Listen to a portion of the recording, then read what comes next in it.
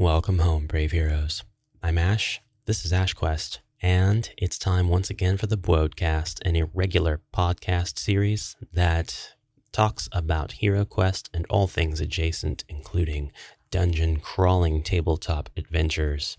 Today, I am going to be opening up the podcast interview fireside Discord channel, and those who have the role will be able to jump in if they so desire. And if you want to have the role and join me in a future podcast, just join the Discord, which is always linked in the description of the YouTube videos below.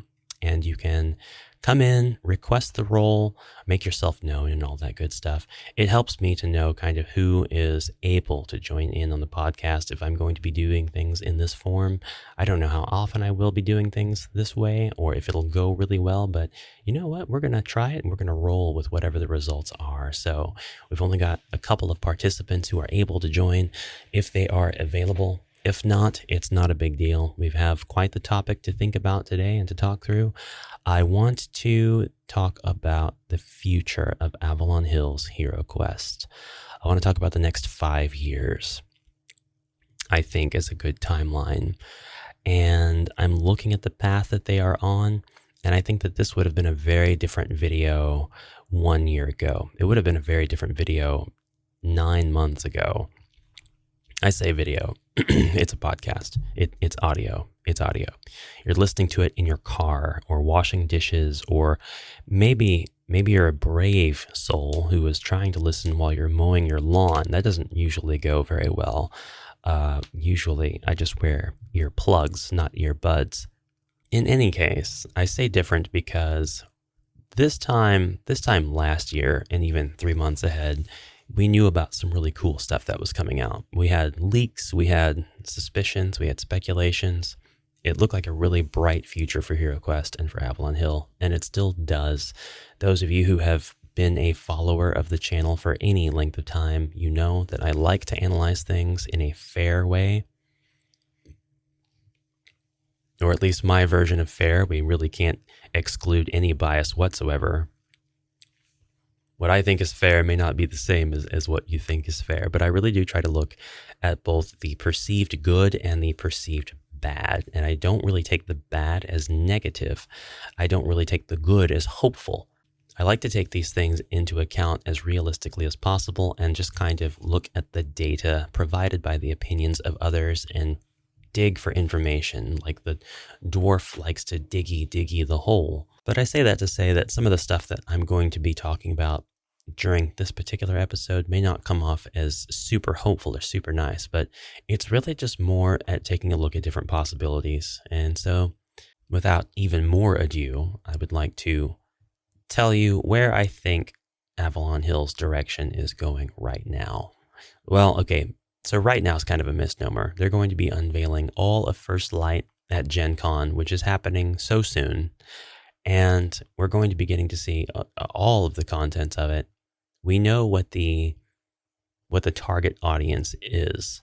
As a product, it is opening itself up to as big of an audience as it can, which is to say brand new players and experienced veteran players alike. And I think that that's a really smart move.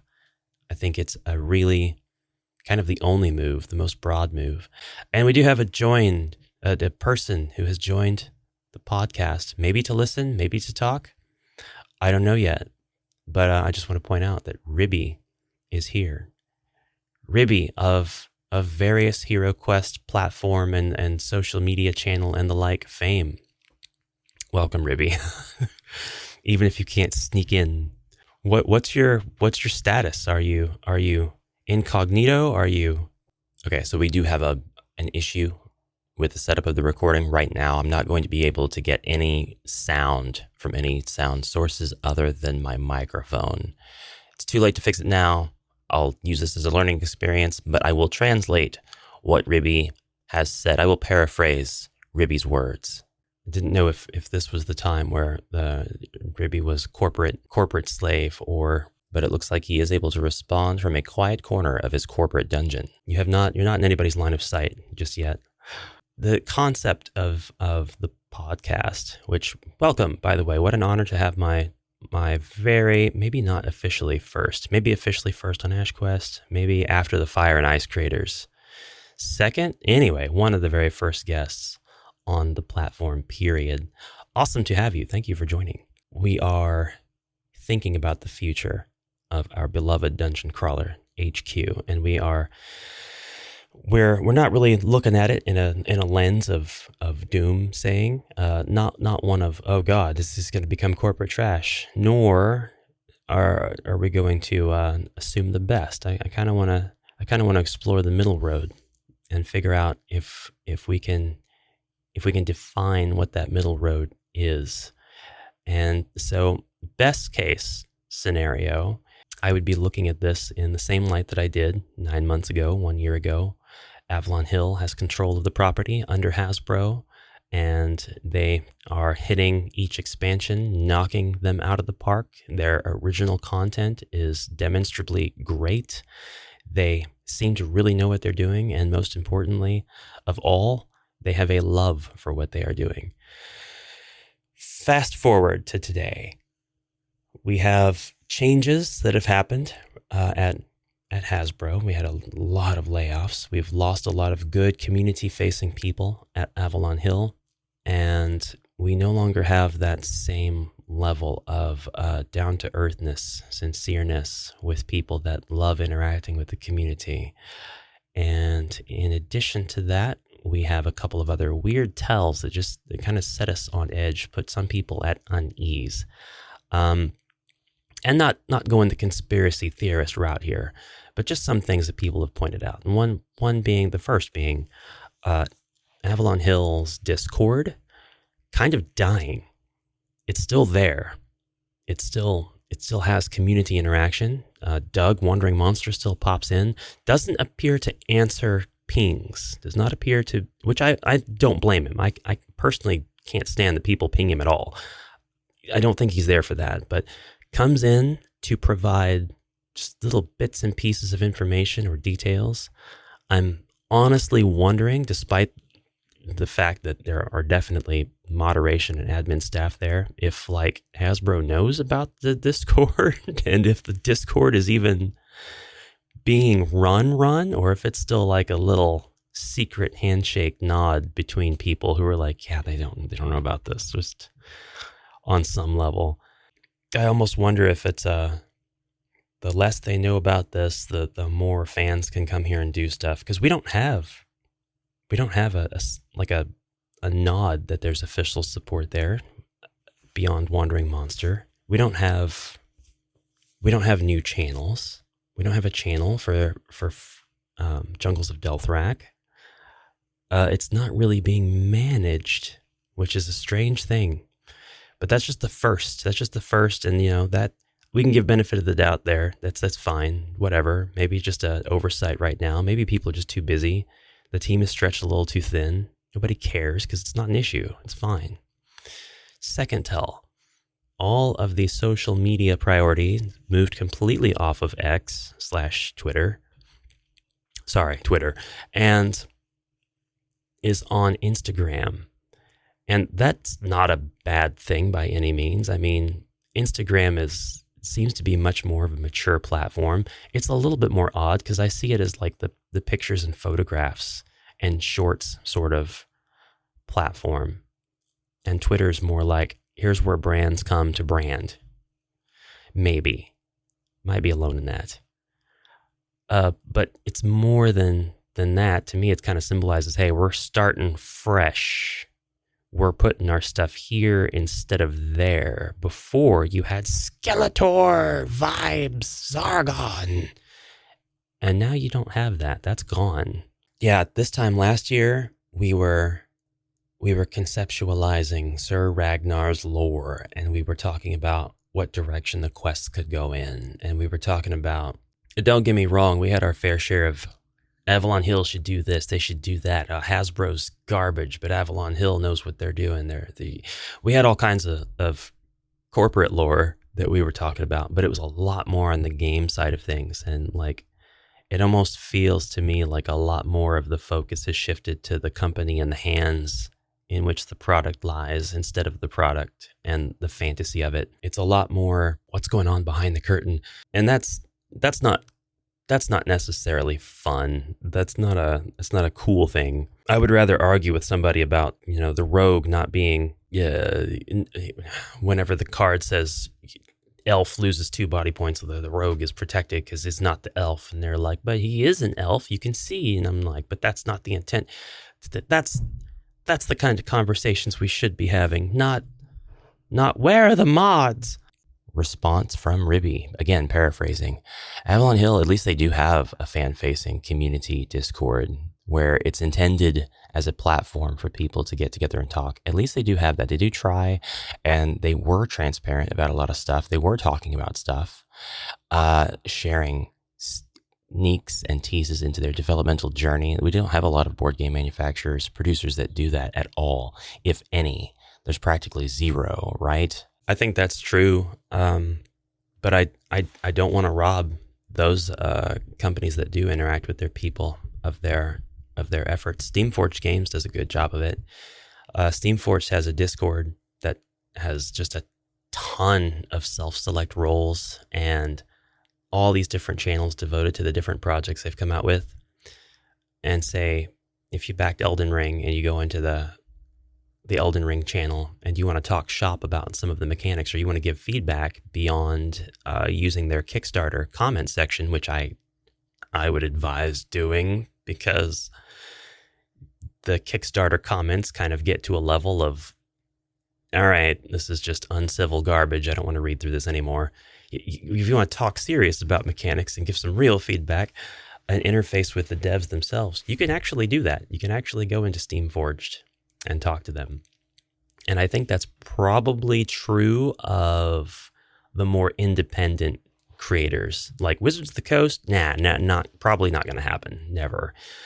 I don't have any other examples. I'd have to look behind me here and look at game companies. Games Workshop, I don't know how easy it is to talk to. The Jordan Sorcery makes it seem like it's extremely easy to talk to Games Workshop people. Blacklist, I don't know if you could probably talk to Blacklist. Pegasus Spiel, I bet not.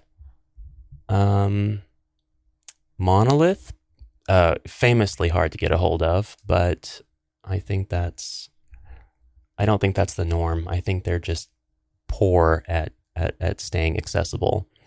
Oh, quick response from Ribby on this one. Monolith is only really inaccessible if you're asking about HeroQuest, not if you are asking about their other active, current in development type games. They're very responsive in this case. They filter out the HeroQuest. They're like, we're tired of hearing about it. Stop asking about HeroQuest. The answer is we'll get to it when we get to it.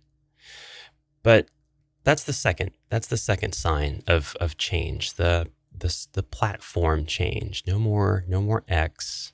Now it's Instagram, which is, again, that's fine. Could be a pretty smart move. Could be a pretty good move.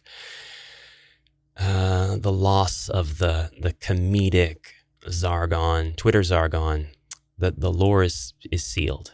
It's like Morcar now. It definitely existed. It was canon on some level, but it's finite.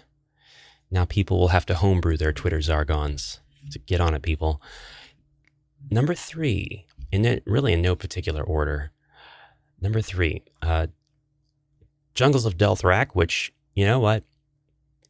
That indicates a change in the direction of the game development from the team's side, the team that worked on it, I believe. I'm fully on board with the idea that because these things take a long time to develop, that all the key people that we knew about were on board creating this expansion, and that their efforts were all good faith efforts, and they put the same level of dedication and hard work into it that we expected them to, that Rise of the Dread Moon inspired us to expect of them.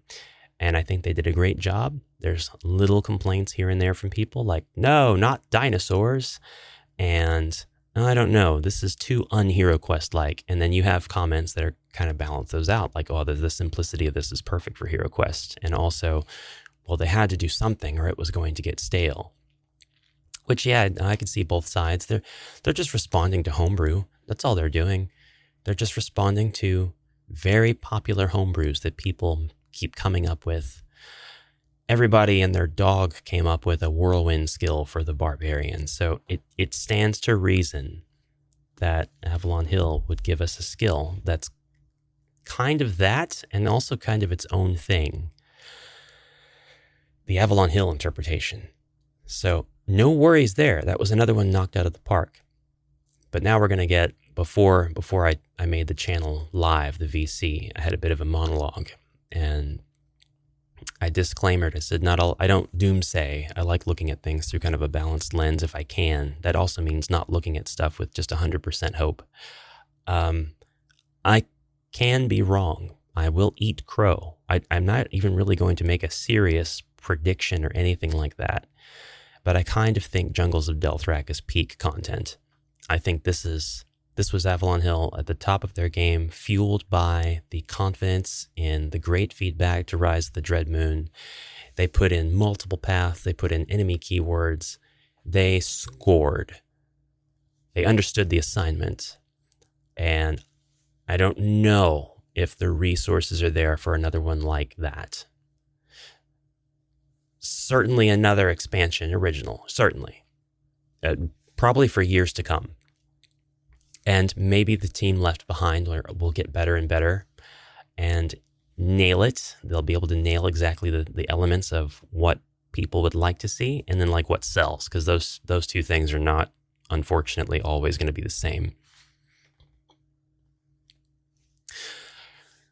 But another expansion with the size, complexity, and ambition of Jungles, I don't know. I would not be surprised, I'll say, if Jungles ends up being peak content. But there's a lot more to do here. There's a lot more to execute if they're using source material to its fullest. And there's still a lot more homebrew to answer if they want to go that route. There's still concepts that are introduced in Jungles to build on if they want to do that. They built on the concept of the alchemy deck just a teensy bit. Love that. Like the crafting part of it's not in there, which I didn't expect it to be. That's a Rise of the Dread Moon mechanic. That doesn't have to be reintroduced with everything. That's understandable. I get it. I understand what they did, I feel. But there's alchemy cards. So it's like, you can do these things together, and it'll be even better if you do. And I think that they can use that mindset ad infinitum and just keep making stuff like that. First light is our fourth sign that things are heading in a different direction. And it's caused a lot of folks to question the direction. And again, not doomsaying, not naysaying, it's just observation. People have questioned. And I've questioned. I'm like, what is this? The description of it, the presentation of it, we don't know anything. We don't have the presentation of it. We just have like the preview. We have the box, and we have the front of the box, and we have the here's what the Amazon description is going to be. That's all we have. We know nothing. We know next to nothing. But what we do know, the presentation's a little weird. We've got the AI art debacle. We've got the response to it, which was bigger than I thought it would be. And then we have the company response, which was just really pouring gasoline on that fire.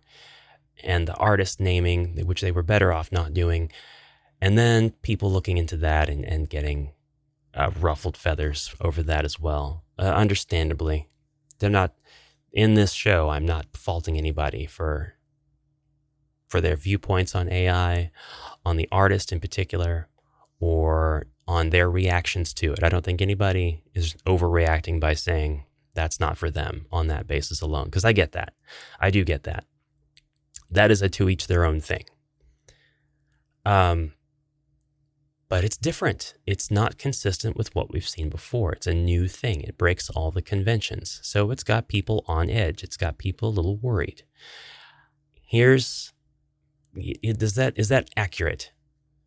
just summarizing the significantly longer worded feedback from Ribby on this one, we definitely hope that they continue the upward trend, the good, the high peak of content, the quality of what we have come to see and expect of HeroQuest, despite the cover of First Light and despite the Hasbro tainted feeling debacle of their artist and all that stuff.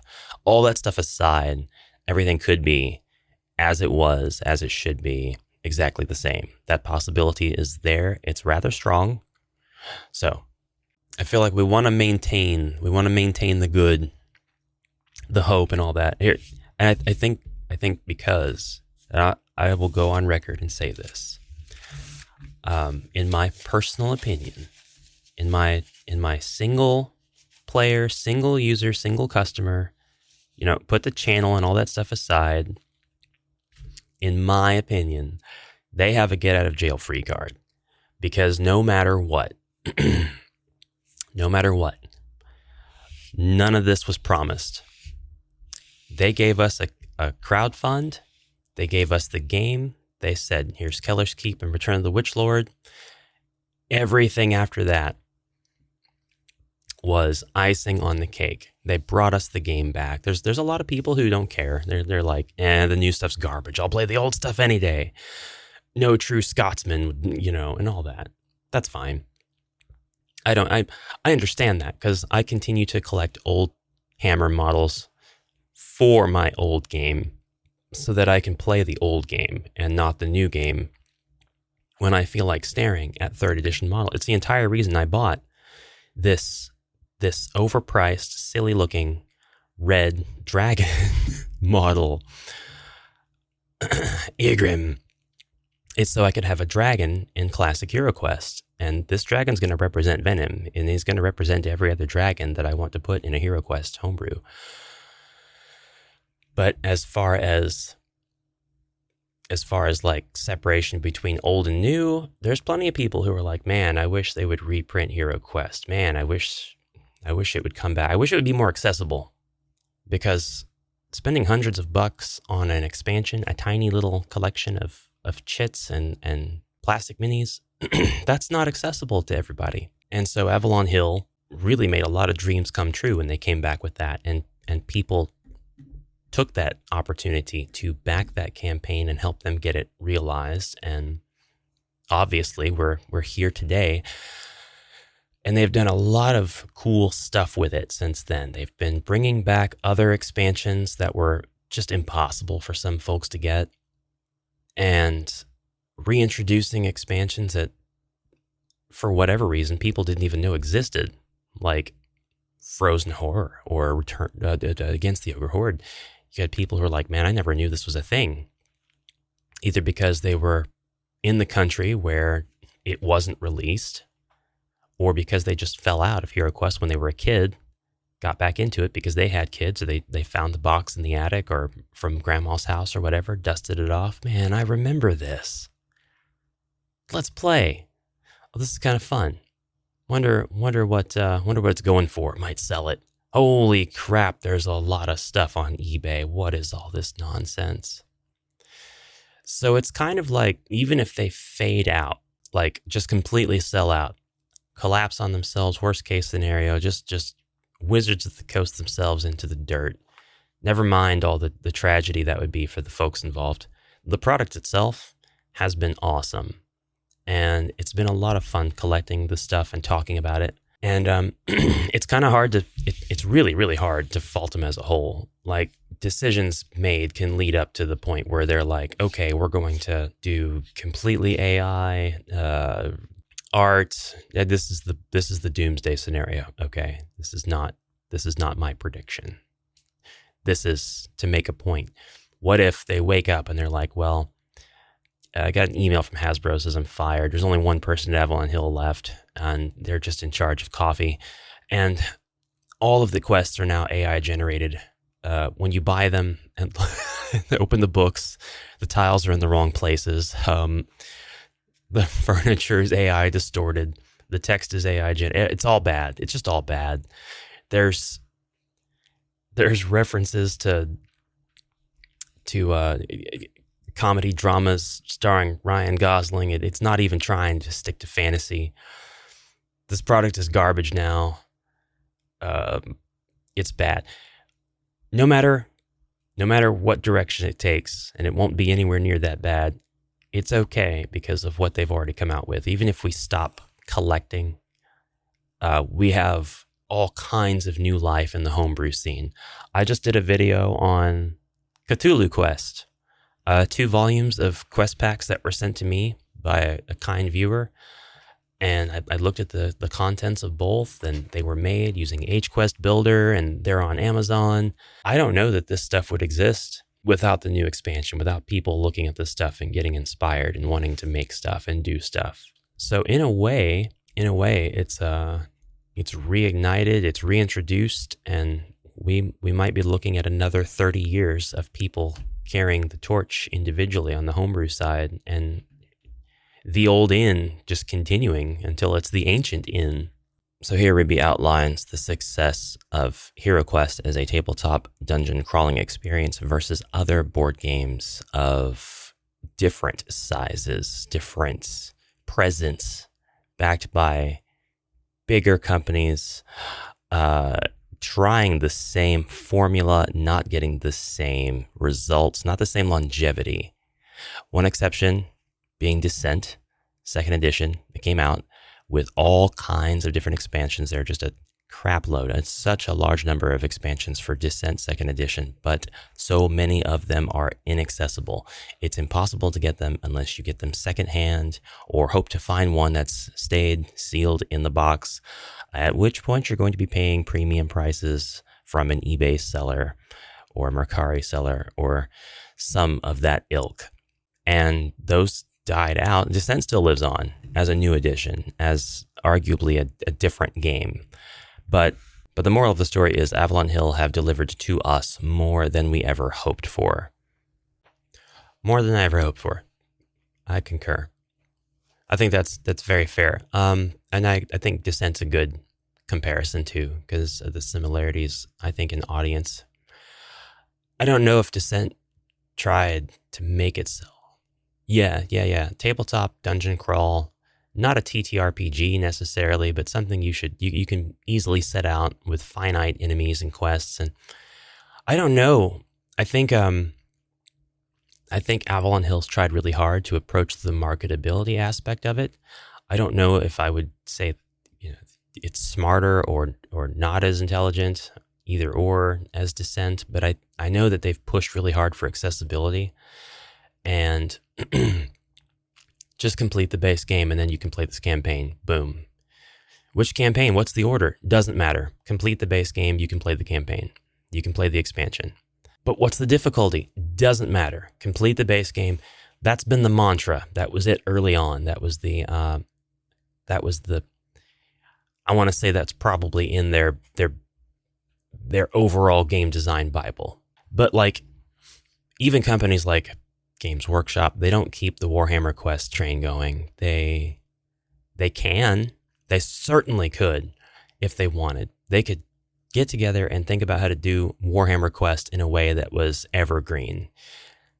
And they keep doing iterations of it years apart. And they're kind of meant to be backwards compatible so you can play them together, but it's not really the same thing. It's like, it's over. It's the end. It's done. There's not a new thing for it. So I don't know. I look at stuff like Dungeons and Dragons. I'm like, okay, they've been around for 50 years because they've undergone transformations and they've tried to follow certain business trends, and people have come and gone, and it's divided fan base. There's a lot of people that mock 5th edition. There's a lot of people that mock 4th, whatever. It is still going, though. I don't know if it's going anywhere that I'd be interested in, but it's going. And then I think there's not really any other examples that I have. Magic's been going on a long, long time, but that's a divided community. Maybe it's better to have a community that's not as divided, who are all a fan of this thing and can kind of all support it together, than it is to constantly have half the community selling out whenever you go a direction that they don't like. So maybe in that regard, it is better for HeroQuest to to fizzle out. Ribby asks, how much HeroQuest is too much HeroQuest? When have they gone too far? When do we go to the store, see the newest HeroQuest, and say, as lifelong fans, I'm good. I'm not going to get this one because of whatever reason. I'm done here. I'm finally done. So that's a good question. Everybody's going to have a different answer to that, I think. It's hard to, can't really answer for anybody else on that one. For me, so if the insides of First Light match the outsides, that's the expansion that I have for completionist's sake, and not the expansion that I have because I want it or like it. It's the one that's going to bug me if I don't have it. And then if everything after is of the same sort of quality, design, convention, attention, all that. And again, I don't know what's in the box. I'm not judging it prematurely. I don't know. Nobody knows. But if it were subpar, I could see myself bailing out. I could see myself kind of being done. I would probably, for the channel's sake, I would probably still continue to unbox and look at things. But as far as my personal collection goes, versus what I don't want to make room for and what I would rather like gift off to a resale or to fans in the form of prizes, they would probably go that route. And who knows? Maybe not even First Light. But that doesn't take away from the stuff that I have. It doesn't take away from Jungles. It doesn't take away from Rise. It doesn't take away from Talor or Spirit Queen. All that's great stuff. And I will absolutely keep all of that in my collection and play it. And who knows? Maybe kind of like I do with Classic HeroQuest, I will continue to kind of go out and search for adjacent content and miniatures to collect into a huge master chest full of stuff. So I've got my classic box of everything. I just got Beastmen for it. I just shared in Discord. I got the Black Orcs. That stuff's going to be divided up. Some of them are going to go into my HeroQuest collection. Other ones are going to go into my Warhammer Quest collection. If I have enough, and if the book calls for it, a third of them will go into my Advanced HeroQuest box. But then like Contemporary HeroQuest, it's a little bit harder to collect stuff for, but once it becomes a finite thing, once it ends, I'll probably still go out and try to add stuff to it because I don't really want it to die. So I'll be collecting packs of Skaven for Skaven Tide. And speaking of, I still have that box of Skaven warriors clan rats that I need to unsprue and actually base. That's my gray shame. And Talisman, order a second copy of Talisman so I can take all of those minis and then give away the game. And then, because I already have it, and then base them with primer and then paint them Mephiston red and put them right in the box with my other HeroQuest heroes. I could see myself doing that. But like some people, that is there too much HeroQuest? That's already been reached. People are complaining when Ogre Horde came out. They were like, I'm nowhere near this expansion. And they just keep coming out with stuff. And then, boom, Jungles of Delthrak is like, hey, instead of September or August, we're going to start shipping stuff in July. We're not ready for that. We're not ready for any of that. We're just unboxing and looking at this stuff. And right now, all we can do is collect it and say, I just think they're neat. And we don't have time we're not anywhere near this quest. Who's waiting for this so they can start playing with their group? Maybe a lot of people. I think with no evidence on which to base my hypothesis whatsoever, I think that a lot of us are not at Jungles of Delthrak. We are just unboxing it. We are marveling at the cool stuff. We're playing with the idea of making quests with the stuff, and then when our group comes over to play HeroQuest bi-weekly, it's back to Keller's Keep or Return of the Witch Lord or whatever other early expansion we were playing, because we're just not that far yet. Kind of what I think anyway. But I don't know that hurts. I don't really know that hurts in the long run, because like if they come out with another expansion in 2 months, they just drop one on us. They're like, surprise, it's Return to Keller's Keep. Or surprise, it's The Witchlord Strikes Back. I'm gonna buy it. I'm gonna consume.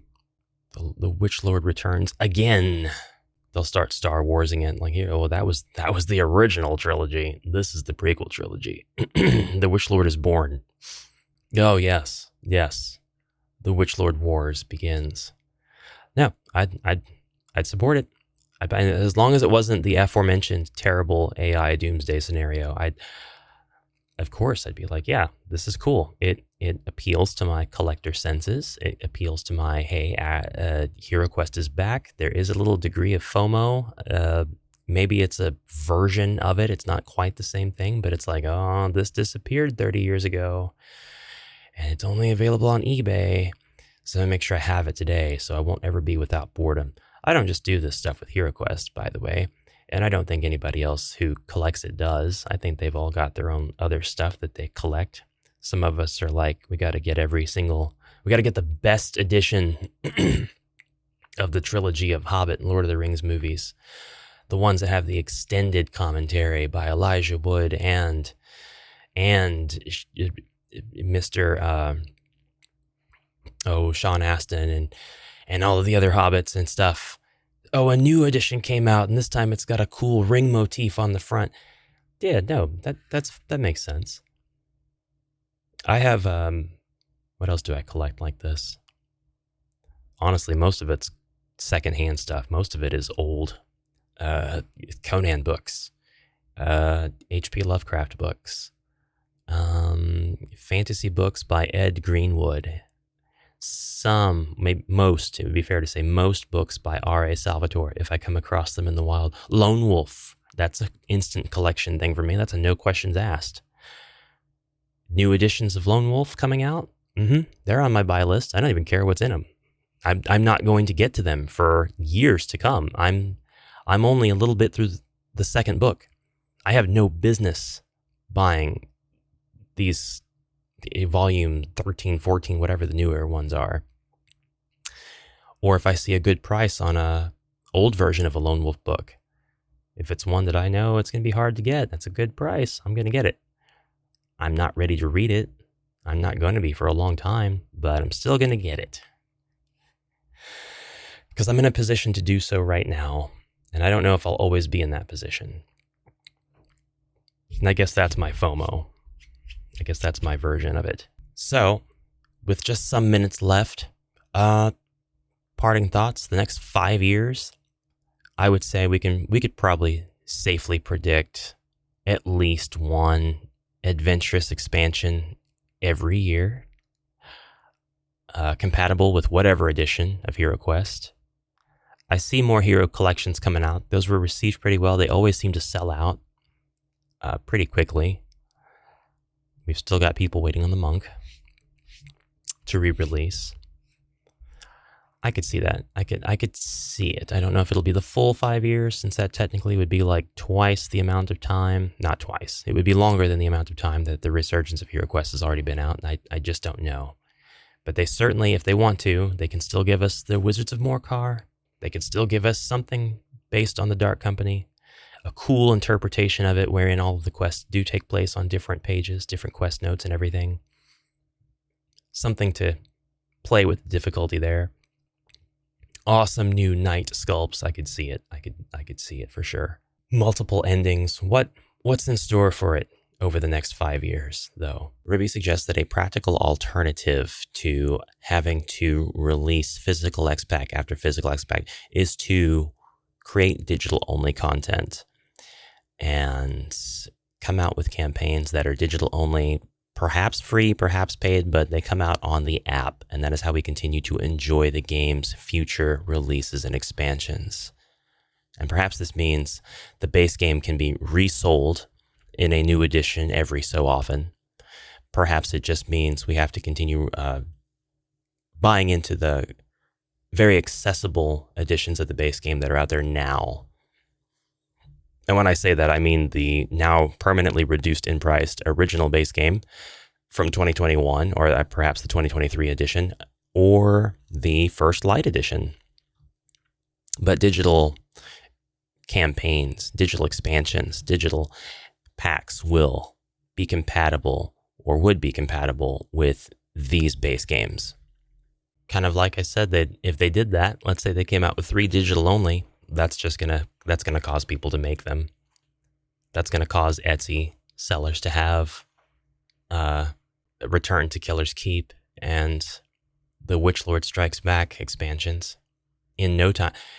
In record time, I could see Minis 3D already with the minis for it, and card sellers jumping all over that.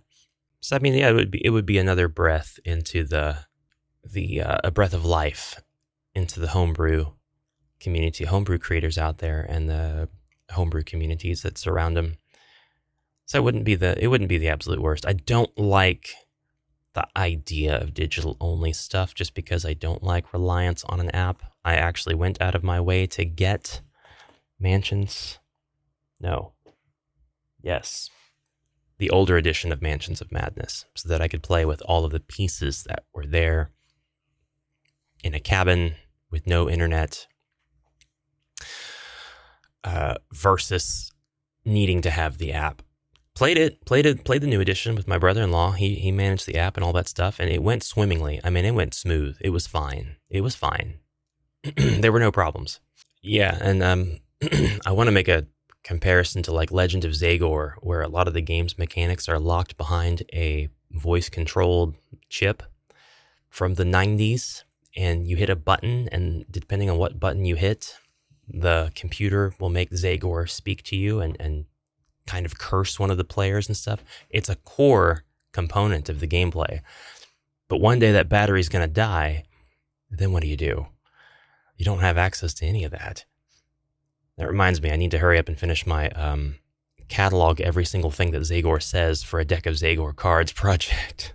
App assisted, I wouldn't hate it. I would actually, if it meant death of game otherwise, I wouldn't hate it, and I would understand the direction to move to it. But I also know that homebrewers out there jump on it, and I would be first in line to purchase a well-made, quality physical set of homebrew interpretations of digital-only expansions physically. Yeah, that would be awesome. Other than that, I think that's about all the time I have. Well, thank you very much for popping in, despite the workiness. And while I know you cannot respond appropriately, I bid you a parting wah.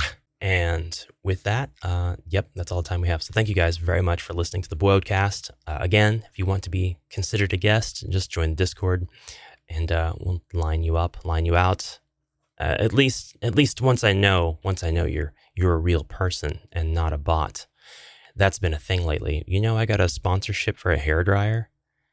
Give me a break. They were offering $400 because of my beauty content channel. That their words, not mine.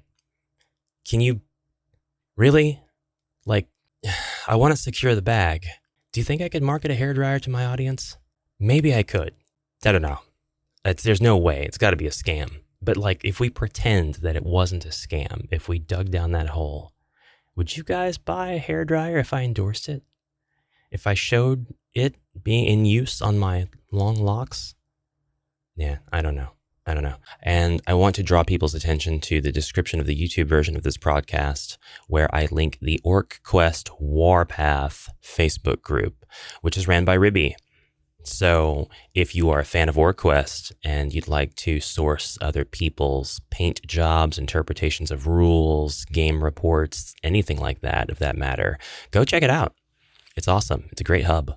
Thank you all for watching. I appreciate all the very kind attention, words, and support. Help me reach that 5,000 subs by end of year. I'm actually on track. It's just as long as there's no lulls in the content, which there very well could be. So Tell a friend about HeroQuest, coworker, colleague, fellow game person. Maybe somebody that you know who plays the game already watches. Wouldn't that be a fun conversation? You watch that loser, Ash? The guy with the long hair? Yeah. Yeah. I bought a hairdryer because of an ad on his channel once. All right, guys. Until next time, onward, brave heroes.